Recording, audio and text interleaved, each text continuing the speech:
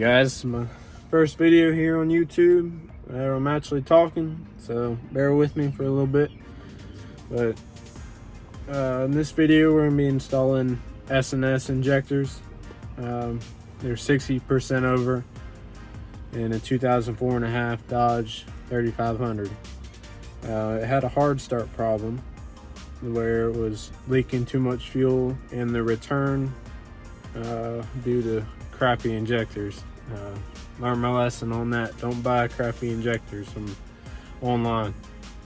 Go with some name brand and somebody that is reputable and send you a spec sheet like S&S or Shy Diesel or Industrial Injection, somebody like that. They're much better quality, and you won't be fighting the things that I was fighting with this truck and then another truck too.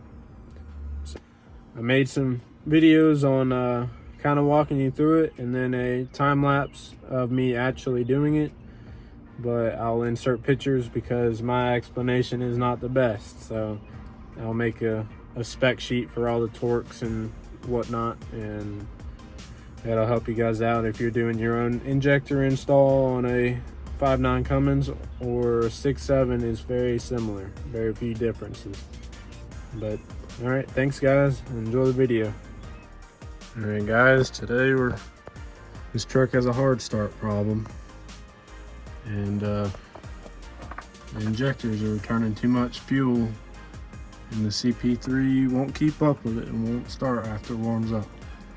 It'll start after you crank it a while, and after that you shut it off and it won't start at all. So we pop this intake horn off here.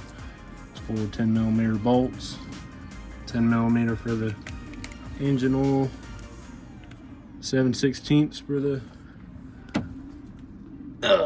intake boot. Pop that off. There's a 10mm under here for the ground on the grid heater. Pop this return line off. It's a 3/4. Pop that off. Make sure you don't lose your 2 copper washers. You can pull this up out of the way. There's 3 10mm bolts holding the rail down. There's 1, 2, 3, 4 10mm on the injector hold downs, and then there's 1 13mm back here in the back. And then there's 3/4 inch for the rail nuts to the connecting tubes. Take these connectors off. And then there's a engine mount you'll have to take off. It's 2 15mm bolts after you take that 13mm hold down off. And then there's a bracket back there covering the number 6 cylinder injector line. There's 2 13s. You loosen both of them and you can flip it up out of the way. This cover here has got 2 10mm. And take the oil cap off and it comes off. Under here there's a blow-by tube and this bypass tube that goes back into the block at the bottom.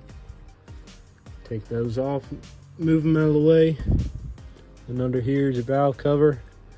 There's 6 10mm bolts on top. When you put that back on, they're 18 foot-pounds. And then your rocker box down here, I'll insert pictures. There's 1, 2, 3, 4, 5, 6, 7 bolts, 10mm. They're also torqued at 18 foot-pounds.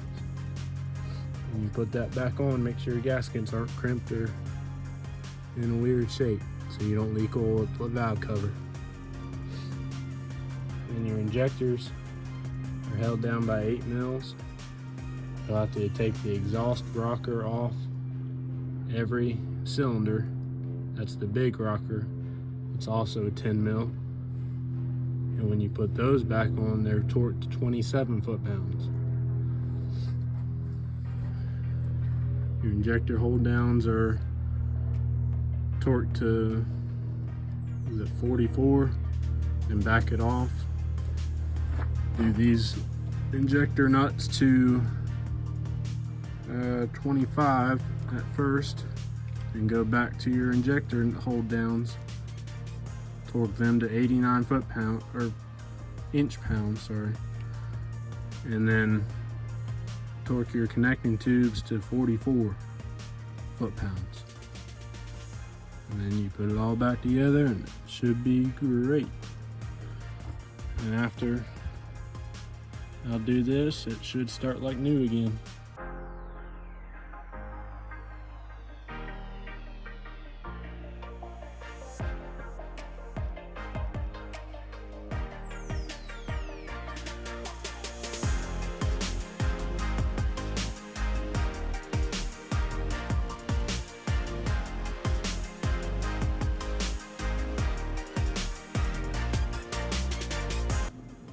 Today we're going to be installing 60% over injectors from S&S. Here's the spec sheet. This is nice and very high quality. Very sticky. Very nice packaging.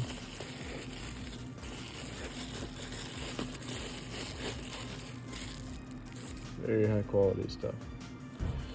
Put it on. It's 2004.5 Dodge 3500 and future compound setup.